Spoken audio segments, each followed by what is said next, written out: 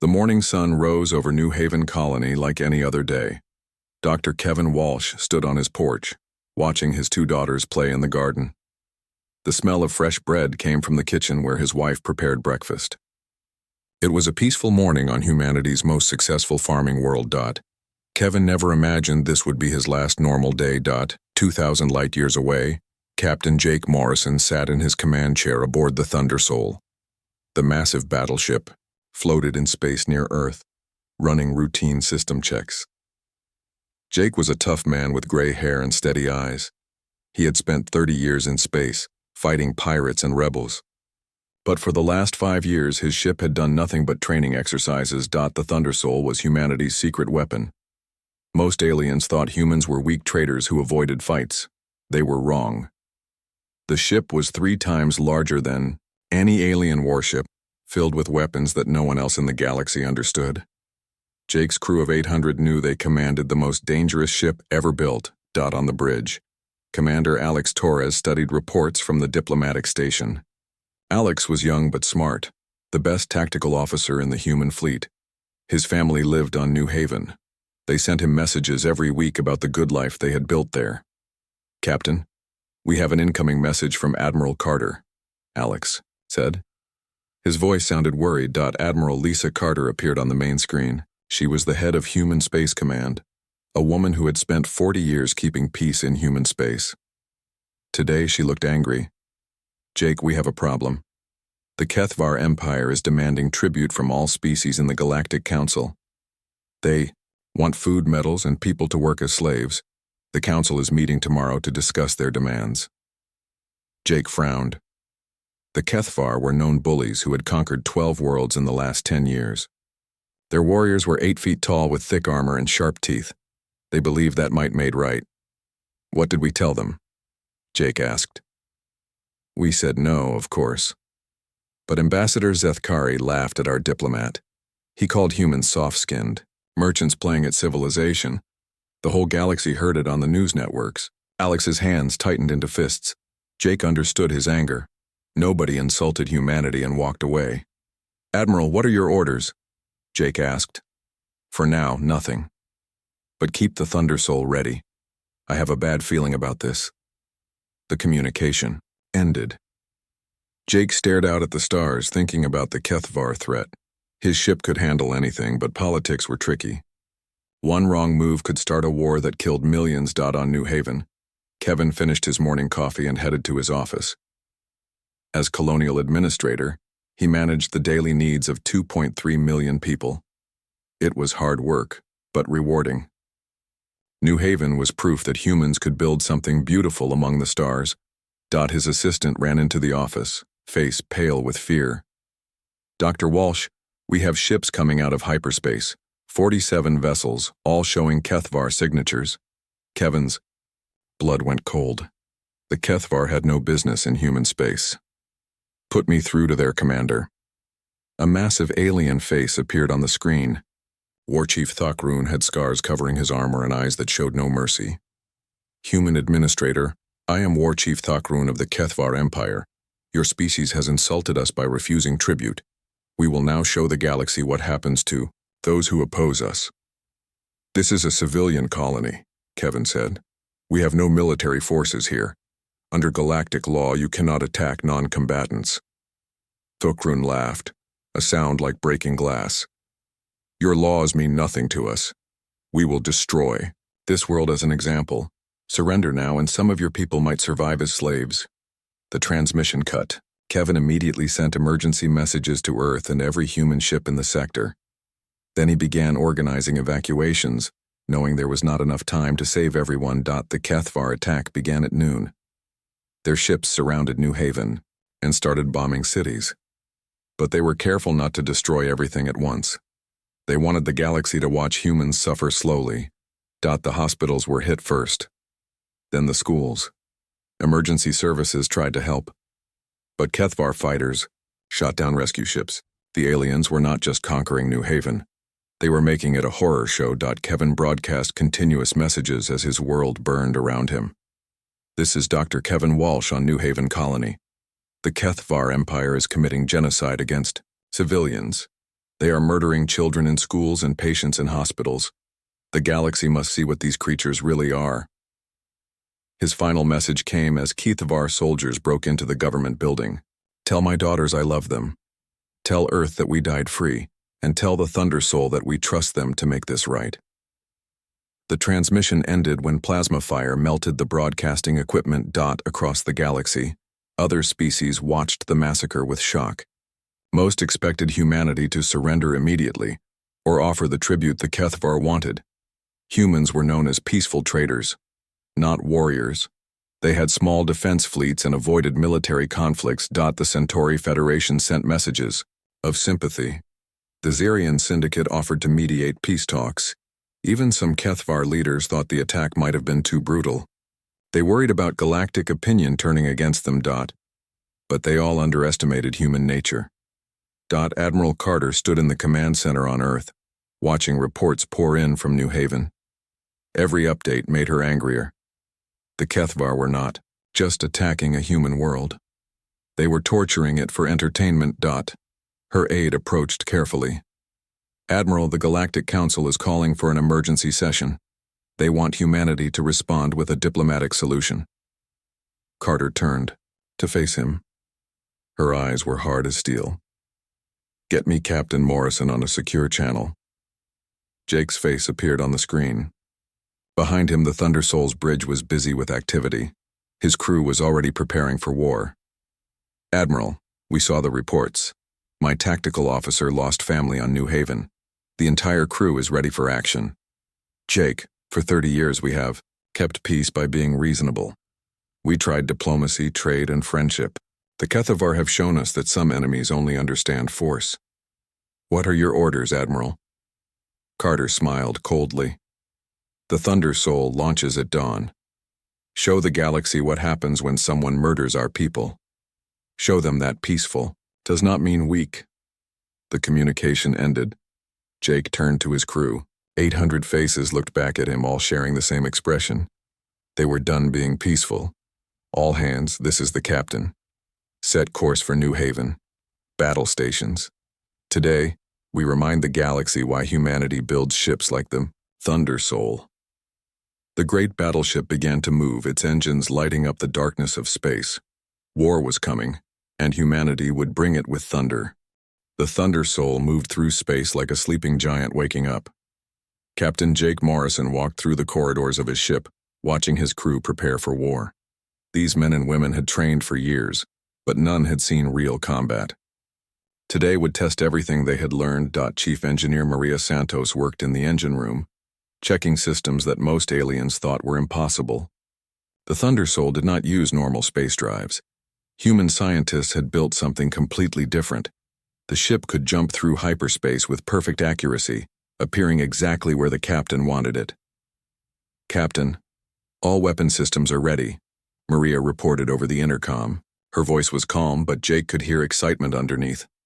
Maria had designed many of the Thunder Soul's weapons herself. She had waited 5 years to see if they actually worked. Jake reached the bridge where Commander Alex Torres stood at his station. Alex's face showed no emotion, but his hands were steady on the controls. He had not spoken about his family since the reports came in from New Haven. Jake knew the young officer was holding his grief inside, turning it into cold determination. Alex, what do we know about the HFY fleet? Jake asked. 47 ships, sir. Their flagship is a dreadnought class called the Bone Render. War Chief Thakron commands from there. The rest are heavy cruisers and destroyers. Standard HFY battle formation. Jake studied the tactical display. Any normal fleet would need at least 60 ships to attack such a force. Humanity was sending one. The aliens would think it was insane. They were right. It was insane. It was also going to work. Sir, incoming message from Admiral Carter, the communications officer announced. Admiral Carter appeared on the main screen. Behind her, Jake could see the Earth Defense Command Center. Officers ran between stations, coordinating the response to New Haven. The entire human military was mobilizing. Jake, I have good news and bad news. The good news is that the Galactic Council has condemned the attack on New Haven. 12 species have offered to help with refugee aid. And the bad news? The Kethvar Empire has announced that any species helping humanity will also be attacked. Most of our allies are backing down. We are on our own. Jake nodded. He had expected this. When real danger came, most species chose safety over justice. Humans were different. Admiral, what about rules of engagement? The Kethvar murdered civilians. Do we have permission to respond in kind? Carter's expression grew grim. Jake, those creatures broadcast the murder of children for the whole galaxy to see. They wanted to terrorize everyone with their cruelty. I am giving you complete authority to respond as you see fit. The communication ended. Jake turned to his crew. They had all heard the exchange. Now they knew that their captain had permission to do whatever was necessary. Atlas, begin final system checks, Jake ordered. The ship's artificial intelligence responded immediately. Atlas was more advanced than any computer in the galaxy. Human programmers had taught it to think like a warrior. All systems optimal, Captain. Gravitational lance charging to full power. Quantum disruption array online. Kinetic harpoon systems loaded and ready. EMP cannons charged. The Thunder Soul is ready for battle. Jake smiled. The weapons Atlas had listed were humanity's secret advantages, while other species built bigger plasma cannons. Humans had invented completely new ways to destroy their enemies. The gravitational lance could create artificial black holes, crushing enemy ships like tin cans. The quantum disruption array could make solid matter simply fall apart at the atomic level. Kinetic harpoons fired chunks of metal at incredible speed, punching through any armor. EMP cannons could shut down alien electronics while leaving human systems untouched. Maria, how long until we reach New Haven? Jake asked. 18 hours at current speed, Captain, but I recommend we arrive in hyperspace. The Kethvar will not expect us to appear in the middle of their fleet formation. Alex looked up from his station. Sir, that is extremely dangerous. If our calculations are off by even a few kilometers, we could materialize inside another ship. Jake grinned. Alex, your family died believing we would make this right. I am not going to let them down by playing it safe. Maria, plot a hyperspace jump to put us directly in the center of the Kethvar fleet. Yes, sir, Maria replied. Her fingers danced over the controls, calculating the complex mathematics needed for such a precise jump. Human computers were the only ones in the galaxy that could handle such calculations. Hours passed as the Thunder Soul traveled through hyperspace. The crew used the time to run final battle drills and check their equipment. Jake visited every department, talking to his officers and enlisted personnel. In the medical bay, Dr. Linda Hayes prepared for casualties. She had never treated combat wounds, but her training was complete. More importantly, she had prepared special facilities for treating alien prisoners. Even in war, humans tried to save lives when possible. In the weapons department, Gunner Sergeant Mike Torres cleaned the loading mechanisms for the kinetic harpoons. These weapons fired solid metal spears weighing 2 tons each. They moved so fast that enemy shields could not stop them. Jake found Chief Santos in her workshop, making final adjustments to the weapon systems. She looked up when he entered, her face serious but confident. Captain, I want you to know that these weapons have never been tested in actual combat. The simulations look good, but we are gambling on untested technology. Maria, how long did you spend designing these systems? 15 years, sir. And how many simulations did you run? Over 50,000 different scenarios. Jake placed his hand on her shoulder. Maria, if you are not confident in your work, no one else can be. But I have seen what you can build. I trust your weapons more than I trust anything else in this galaxy. Maria smiled for the first time in days. Thank you, Captain. The Kethvar are going to be very surprised. As the Thunder Soul neared its destination, Jake returned to the bridge. His officers stood at their stations, faces calm but alert. These people were ready to make history. Captain, we are approaching the New Haven system, Alex reported. Sensors show 47 Kethvar ships in standard occupation formation around the planet. Jake could see New Haven on the main screen. The beautiful blue world that had been humanity's farming jewel was now scarred with fire and smoke. Entire cities were burning. The sight made his anger burn even hotter. Atlas, open a channel to the entire galaxy. I want every species to hear what happens next. Channel open, Captain. Jake stood and faced the camera. His voice was calm but carried the weight of absolute determination. This is Captain Jake Morrison of the human battleship Thundersoul. We are about to engage the HFY forces that committed genocide against our people. Let this be a lesson to anyone who thinks humanity is weak. We are peaceful by choice, not because we lack the power to wage war. Today we remind the galaxy why humans build ships like this one. He turned to Alex. Commander, take us out of hyperspace. Put us right in the middle of their fleet. Yes, sir. Hyperspace jump in 3, 2, 1. The Thundersoul materialized in normal space, appearing directly between the HFY flagship and the planet New Haven. For a moment, nobody moved. The aliens could not believe that a single ship had jumped into the middle of their entire fleet. War-Chief Thokrune's voice came over the communications channel, filled with disbelief and rage. Human fools, you have come here to die. One ship against 47. Your stupidity will be remembered across the galaxy. Jake smiled coldly as he answered. War Chief, you murdered innocent people for entertainment. You thought humans were, too weak to respond. You were wrong. Atlas, target their flagship. Show them what human weapons can do. War Chief Thokrune stared at his screens in disbelief. A single human ship sat in the middle of his fleet like a metal mountain. The Thundersoul was massive, twice the size of his flagship, covered in armor that looked different from anything he had seen before. How did they jump directly into our formation? His navigation officer asked. That kind of precision is impossible. Thokrune growled deep in his throat. It does not matter. They are outnumbered 47 to 1. All ships open fire. Destroy the human fools. On the Thundersoul's bridge, Captain Jake Morrison watched enemy plasma bolts streak toward his ship. The HFY were using standard galactic weapons, the same technology everyone else used. They had no idea what they were fighting. Impact in 5 seconds, Commander Alex Torres announced.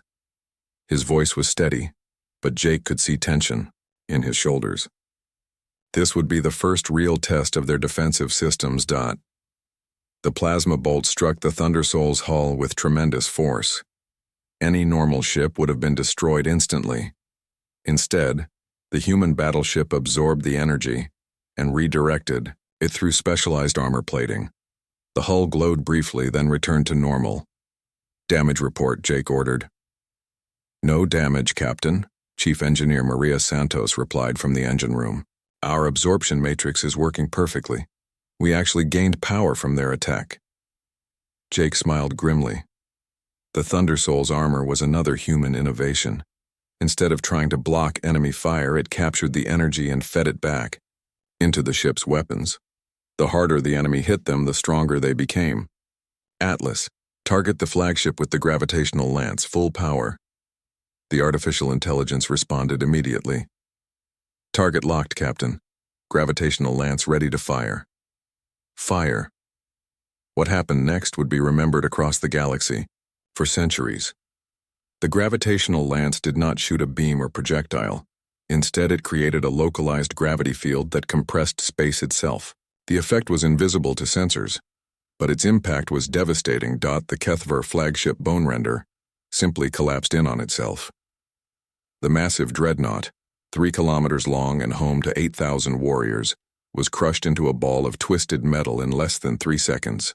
The gravity field was so strong that the ship's matter compressed until it formed a tiny artificial black hole, which then evaporated in a flash of radiation. Silence filled the communication channels. Nobody in the HFY fleet could believe what they had just witnessed. Their most powerful ship, commanded by their greatest war chief, had been destroyed by a weapon they did not understand. Impossible, whispered the captain of a HFY cruiser. Nothing can do that to a dreadnought. Jake's voice cut through their shock like a blade. That was for the children you murdered in the schools. Atlas, target the next ship. Kinetic. Harpoons. The Thundersoul's harpoon system fired 6 projectiles simultaneously. These were not energy weapons but solid chunks of metal, each weighing 2 tons and moving at 30% of light speed. They struck a HFY heavy cruiser. Before the alien crew could even react, the harpoons punched through the enemy ship's shields as if they did not exist. Energy shields were designed to stop plasma and laser fire, not solid matter moving at incredible velocity. The metal spears tore through the cruiser's hull, engines, and weapon systems, leaving it a drifting wreck. That was for the hospitals, Jake announced coldly. Alex Torres worked at his tactical station, his face showing no emotion as he selected targets. His family had lived on New Haven. His parents, his sister, his young nephew who loved to play with toy spaceships. They were all dead because of these creatures. Captain, I recommend we use the quantum disruption array on their destroyer formation. They are trying to escape. Jake nodded. Do it. The quantum disruption array fired invisible beams that affected matter at the atomic level. 5 HFY destroyers simply fell apart as their hull plating lost molecular cohesion. The ships did not explode or burn. They just came apart like puzzles being taken to pieces, leaving their crews floating in spacesuits among the debris. That was for the emergency workers you shot down while they tried to save lives, Jake said. The remaining HFY ships panicked. They had never seen weapons like this. Their plasma cannons and particle beams seemed useless against the human Battleship. Some tried to run, but their engines were too slow. Others attempted to form defensive formations, but Jake had already decided their fate. Maria, are the EMP cannons ready? Jake asked. Yes, Captain. Full charge on all batteries. Target. They're electronics. I want them alive for what comes next. The EMP cannons fired electromagnetic pulses that shut down alien technology, while leaving human systems undamaged. This was another human advantage.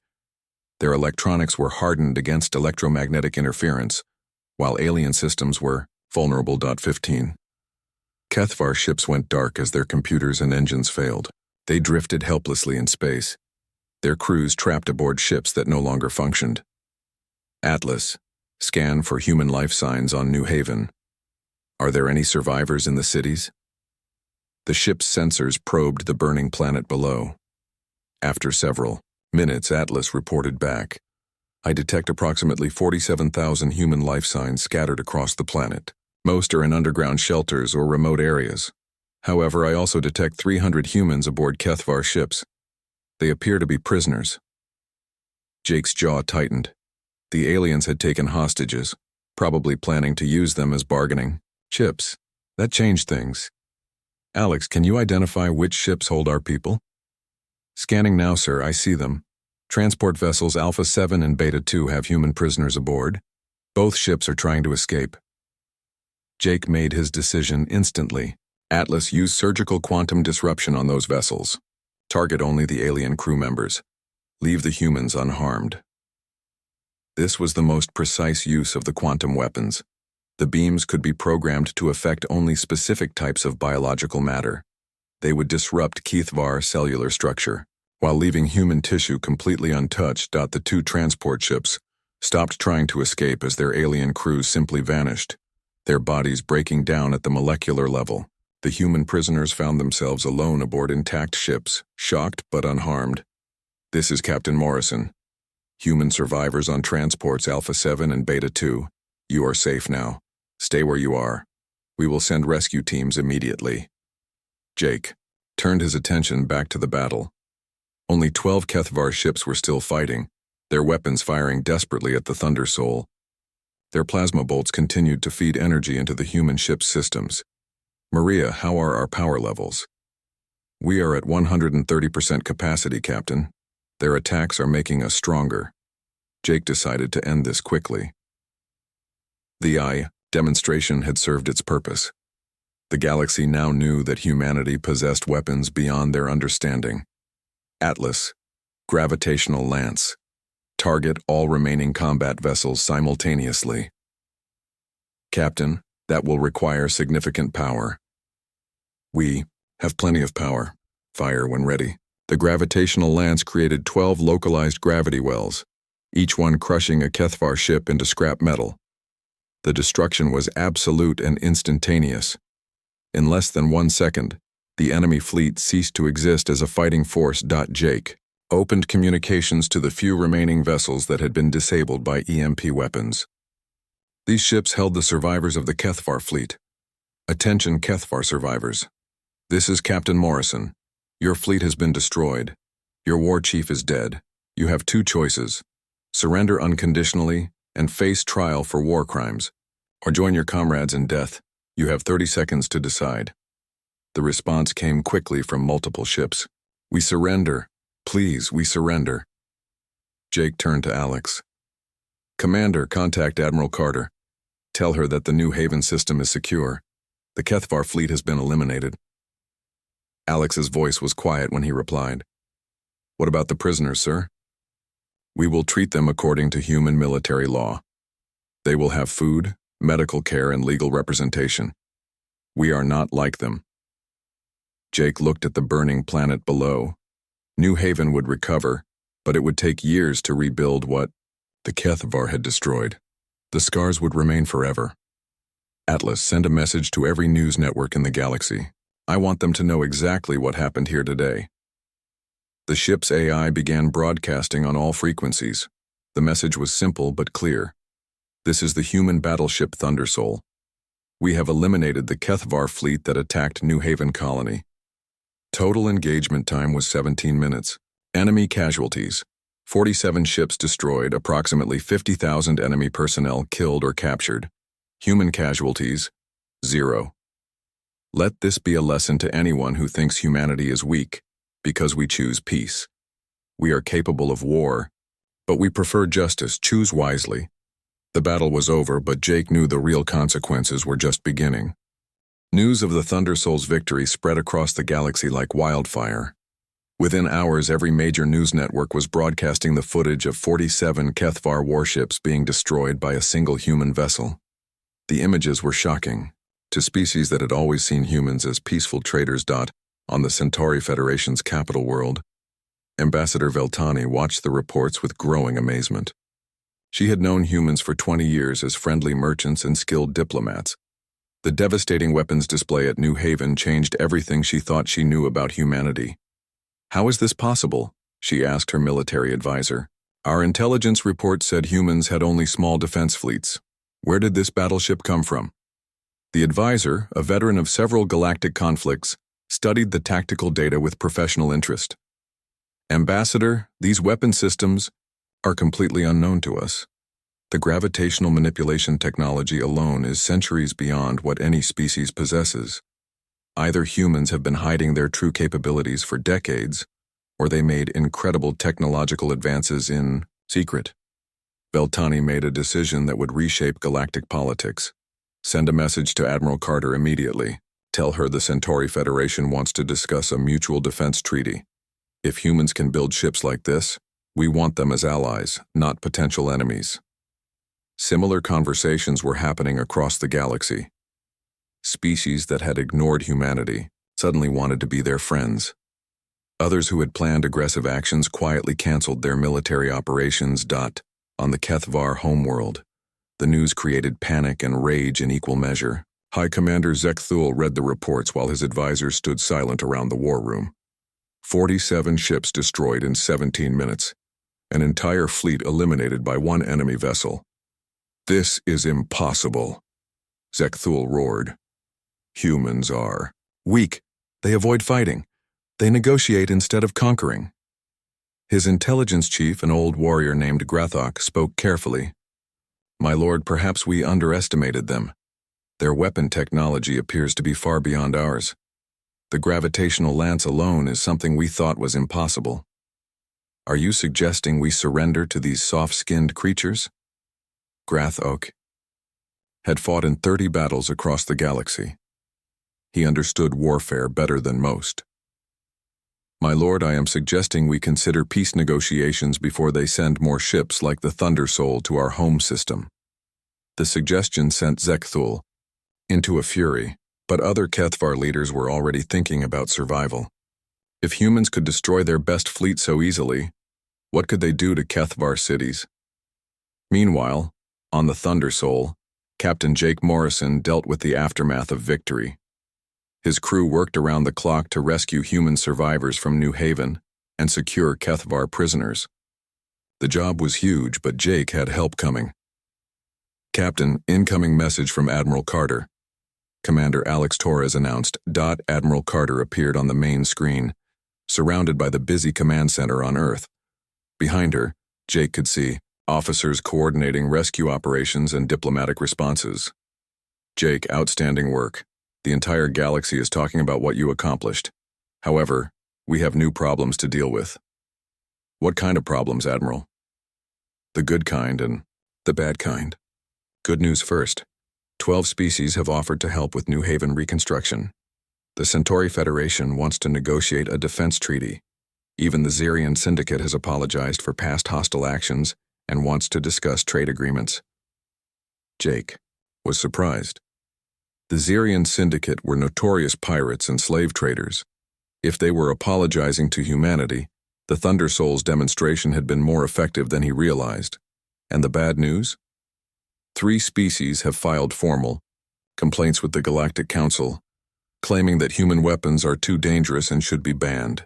They want restrictions on gravitational manipulation technology. Jake laughed bitterly. Let me guess.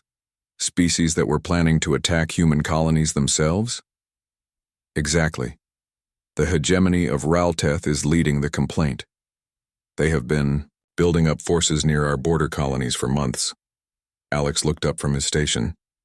Admiral, request permission to take the Thunder Soul on a patrol of the Ralteth border. I think they need to see our ship up close. Carter smiled grimly. Permission granted, Commander. But remember, we want to prevent wars, not start them. A show of force is fine, but do not engage unless they fire first. The communication ended. Jake turned to his crew, who had been listening to the exchange. They understood the new reality. Humanity was no longer seen as weak, but that brought new challenges. Maria, how are the weapon systems holding up after the battle? Chief Engineer Maria Santos consulted her reports. All systems performed better than expected, Captain. The gravitational lance operated at 98% efficiency. Kinetic harpoons showed no wear or malfunction.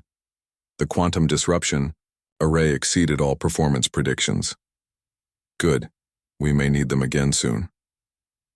As the Thunder Soul prepared to leave New Haven, Jake received a message from one of the rescued colonists. Dr. Kevin Walsh had survived the attack, though he was badly wounded. His message was simple but powerful. Captain Morrison, thank you for keeping your promise. My daughters are safe because of you and your crew. The galaxy needed to see that humans will not be victims. You showed them our true strength. Jake felt the weight of responsibility on his shoulders. The Thunder Soul was more than a warship now. It was a symbol of human determination and justice. The ship's next destination was the Ralteth border, where 3 human colonies had reported unusual alien military activity. The Ralteth were insect-like creatures who believed in expansion through conquest. They had been building up forces for months, probably planning to test human defenses. As the Thunder Soul entered hyperspace, Jake reflected on how quickly everything had changed. 3 days ago, humanity had been known for peaceful trade and diplomatic solutions. Now they were feared across the galaxy for their military power. Captain, incoming priority message from the Galactic Council. The communications officer announced. Council President Mordain appeared on the screen. He was a tall, thin alien from the Valdari species, known for their diplomatic skills and neutral positions in galactic conflicts. Captain Morrison, the Council has called an emergency session to discuss the events at New Haven. We would like you to testify about human military capabilities and intentions. Jake considered the request. The Galactic Council wanted to understand what they were dealing with. Some species were probably hoping to find ways to counter human technology. Mr. President, I appreciate the invitation, but I have more pressing duties. There are human colonies along the Ralteth border that may need protection. Perhaps Admiral Carter can send a representative to speak for humanity. Mordain looked surprised. Most species would jump at the chance to address the full Galactic Council. Captain, this is a historic opportunity. The entire galaxy wants to hear from the commander who defeated an entire HFY fleet. Sir, with respect, I am a military officer, not a politician. My job is to protect human lives and interests. The Thunder Soul will continue its patrol duties while diplomats handle galactic politics. The conversation ended, but Jake knew it would not be the last such request. Everyone wanted to know about human military capabilities now. They wanted to understand how the peaceful traders had suddenly become the galaxy's most feared warriors. On the bridge, Alex worked on patrol routes and intelligence reports. His promotion to captain of the new Thunderstorm battleship would come through soon, but for now he remained Jake's tactical officer. The loss of his family still burned inside him, but he channeled that pain into protecting other human lives. Captain, we are approaching the Ralteth border. Long-range sensors detect a large military buildup around the Proxima system, at least 60 warships all in offensive formation. Jake studied the tactical display. The Ralteth had assembled a significant force near 3 human agricultural colonies. Before the New Haven attack, such a buildup would have forced humanity to negotiate or evacuate the colonies. Now, Jake had a different option. Alex, take us to the edge of the Proxima system. Make sure their sensors can detect us clearly. I want them to know exactly what ship just arrived in their neighborhood. Yes, sir. Should we open communications? Jake smiled coldly. Not yet. Let them think about what they have seen at New Haven. Give them time to reconsider their plans. If they are smart, they will withdraw their forces and avoid a confrontation they cannot win. The Thunder Soul dropped out of hyperspace at the system's edge, its massive form clearly visible to enemy sensors. The effect on the Ralteth fleet was immediate and dramatic. Fleet Commander Zixtal stared at his tactical display in growing horror. The readings showed a single massive ship at the edge of his system. Every intelligence officer in the Ralteth military knew that profile by now. The Thunder Soul had arrived. How did they know we were here? His tactical officer asked, clicking his mandibles nervously. It does not matter, Zixtal replied, though his voice betrayed his fear. Send a message to all ships. Begin immediate withdrawal to the outer system. Do not make any aggressive moves. The Ralteth fleet, which had spent months preparing to attack human colonies, began retreating as fast as their engines could carry them. 60 warships fled from a single human vessel without firing a shot. On the Thunder Soul's bridge, Captain Jake Morrison watched the enemy withdrawal with satisfaction. Commander Alex Torres tracked the fleeing ships on his sensors, ready to respond if any of them changed course toward the human colonies. Captain, we are receiving a transmission from the Ralteth fleet commander, the communications officer, announced. Jake nodded. Put him through. Fleet Commander Zixtal appeared on the main screen.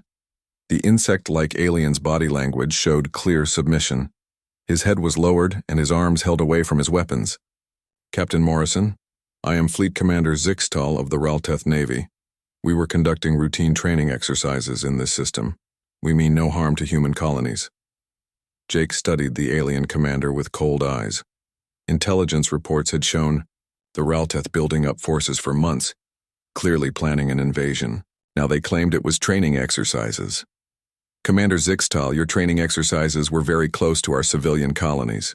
Your fleet formation looked more like an invasion force than a training group. The Ralteth commander's wings fluttered. Nervously, perhaps our formations were misunderstood. We will return to Ralteth space immediately to avoid any confusion. That would be wise, Jake replied. Commander, I want you to deliver a message to your leadership. Humanity desires peace with all species, but we will defend our people and our allies. Anyone who threatens human lives will face the same fate as the HFY fleet at New Haven. I understand, Captain. The message will be delivered. The transmission ended. Jake turned to Alex, who was still tracking the retreating ships. How long until they reach the system border? 6 hours at their current speed, sir. Should we escort them out? No need. They will not stop running until they reach home space. Atlas, send a status report to Admiral Carter. Tell her the Ralteth threat has been neutralized without violence. As Jake watched the enemy fleet disappear into hyperspace, He reflected on how much the galaxy had changed in just 1 week. The Thundersoul's victory at New Haven had done more than save human lives. It had completely shifted the balance of power among the stars. His thoughts were interrupted by an incoming message from Earth. Admiral Lisa Carter appeared on the main screen, looking tired but pleased. "Jake, excellent work at Proxima. The Ralteth ambassador just contacted us requesting immediate peace negotiations. They want to establish formal boundaries and non-aggression treaties." "Any word from other potential threats?" Jake asked. "The Syrian Syndicate has officially disbanded their raiding fleets. Apparently, slave trading is not profitable when your potential victims can crush you like insects. The hegemony of Mortax has withdrawn all forces from contested border systems. Even the Kethvar Empire is asking for surrender terms." Jake was amazed. One battle had ended multiple conflicts across human space. "Admiral, what kind of surrender terms are we offering?" "Full reparations for New Haven, trial of all personnel involved in civilian murders, and complete withdrawal from all systems within 50 light-years of human space. In exchange, we will not hunt down their remaining fleets." "And if they refuse?" Carter smiled grimly. "Then you get to demonstrate human justice again. But I do not think it will come to that. The galaxy has learned that peaceful does not mean weak." The communication ended, leaving Jake alone with his thoughts. The Thunder Soul continued its patrol, a moving symbol of human power and determination. Months passed as the new galactic order took shape. The Centauri Federation signed a mutual defense treaty with humanity, followed by 6 other species. The Galactic Council established new laws against attacking civilian populations, inspired by the New Haven massacre. Commander Alex Torres received his promotion to captain and took command of the newly commissioned Thunderstorm. His first mission was to escort construction ships to rebuild New Haven Colony. The work would take years, but it would be protected by the most advanced warships in the galaxy. Chief Engineer Maria Santos found herself famous across human space as the designer of gravitational weapons. She established the Exotic Weapons Research Division, developing even more advanced systems for humanity's growing fleet. Dr. Kevin Walsh recovered from his injuries and returned to New Haven to oversee reconstruction. His daughters had survived the attack, rescued from underground shelters by Thundersoul Marines. The family reunion was broadcast across the galaxy, showing the human faces behind the military victory. But perhaps the most important change was in how other species viewed humanity. The peaceful traders who had been ignored or dismissed were now treated with respect and caution. No one wanted to be the next example of human military power. Jake Morrison remained captain of the Thundersoul, now flagship of humanity's interstellar defense force. His ship patrolled the borders of human space, ensuring that the lesson of New Haven was never forgotten. 1 year after the battle, Jake stood on his bridge reading reports from across the galaxy. Piracy in human-protected space had dropped by 90%. 3 species had asked for human military advisors to help modernize their defense forces. The Kethvar Empire had collapsed into civil war as conquered worlds declared independence. "Captain, incoming message from the Galactic Council," his communications officer announced. Council President Mordain appeared on the screen, looking far more respectful than he had months earlier. "Captain Morrison, the Council would like to offer humanity a permanent seat on the Security Committee. Your species has proven itself capable of maintaining galactic peace through strength." Jake considered the offer. A seat on the Security Committee would give humanity a voice in major galactic decisions. It would also make them responsible for conflicts across the galaxy. "Mr. President, I will forward your offer to Admiral Carter and the civilian leadership. However, I want to be clear about something. Humanity did not seek to become a galactic power. We were forced into this role by those who mistook our peaceful nature for weakness. We understand, Captain. The galaxy is safer because of human strength and human justice." After the transmission ended, Jake walked to the observation deck where he could see the stars. Somewhere out there, human colonies were growing and prospering. Under the protection of ships like the Thundersoul, children played in safety because the galaxy had learned to respect human determination. Jake activated the ship's intercom to address his crew. 800 people had served with distinction, transforming from explorers into warriors when duty demanded it. All hands. This is the captain. 1 year ago, we were called upon to answer a great injustice. The murder of innocents demanded a response, and we provided it. Today, human space is secure. Our allies are protected, and our enemies. Think twice before threatening peaceful people. He paused, looking out at the vast expanse of space. But remember this. We did not seek to become conquerors or galactic police. We became warriors because evil forces us to fight. We remain strong because peace requires the threat of perfect justice. The Thunder Soul and ships like her exist to ensure that no species will ever again mistake human compassion for human weakness. Jake ended the announcement and returned to his command chair. The Thunder Soul continued its eternal patrol, guardian of human civilization and symbol of a simple truth.